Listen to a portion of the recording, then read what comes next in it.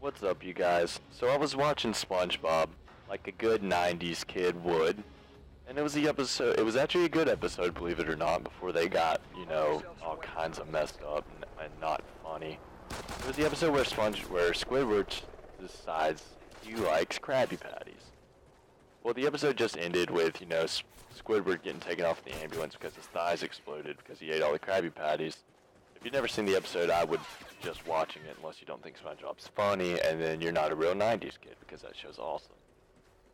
So anyway, there was just wasted time between episodes, and the commercial ends up airing for Hasbro.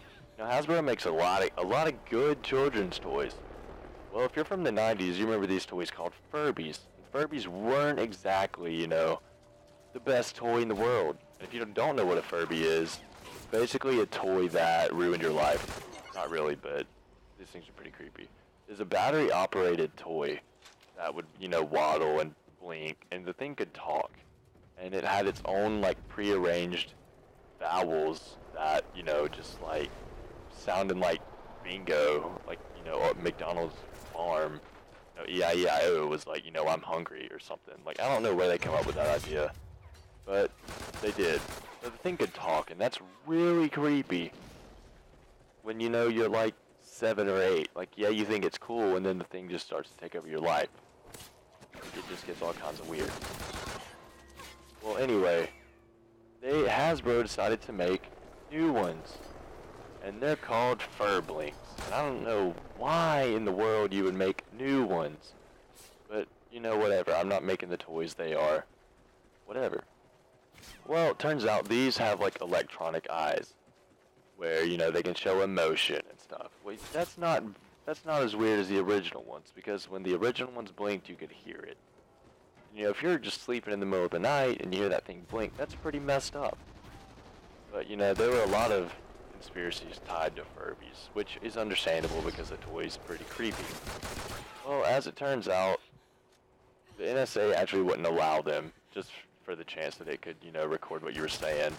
Didn't have anything to do with the creepiness level at all, but the toys were still pretty messed up. So, just imagine this toy, you have when you're 7 or 8, and it could talk and everything, and you think it's, it's all fun, it's all good fun until you go to sleep, and that's when things get weird. Let's see, if you were a real 90s kid like me, you read Goosebumps. Well, I didn't because I was a scaredy cat. And, anyway. So there was this one Goosebumps called Night of the Living Dead or something. I don't know. It involved little crap. What are they? Have them on your knee. What are they called? Ventriloquist dolls. And the story was this woman had ventriloquist dolls that you could put in the attic, and at night they came to life. Okay, well this was Furbies in a nutshell. Things would freak. They would laugh in the middle of the night, and there's this thing, you could take the batteries out and the thing would still talk. That's very believable, because these toys are creepy. So, anyway, I read this thing on the internet that talked about, how, the Raggedy Ann doll. What the heck? The Raggedy Ann dolls from, the early 80s, or not early 80s, 80s, early 90s, or whenever the heck they were made. I don't know. My mom had one, so it'd have to be before that. I don't know. They were made, early, before my time.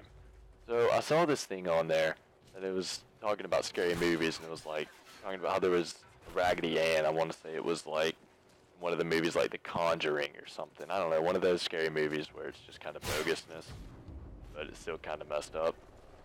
So it was talking about how there was a Raggedy Ann doll, and it was, the original one, and it was held in a museum and was haunted or whatever. Okay, if you really want to mess with kids, especially, see, this would be smart, because all the kids who were 90s who experienced the Furbies are old enough to get into rated R movies and stuff. Well, if you really want to mess with a kid from the 90s, don't use Raggedy Ann dolls, because, yeah, those things are, innocent and sweet and smiley. Use a Furby. Because, those things are creepy enough anyway, just because they could talk, and, those things just had all kinds of conspiracies wrapped up around them. So that's creepy enough in itself.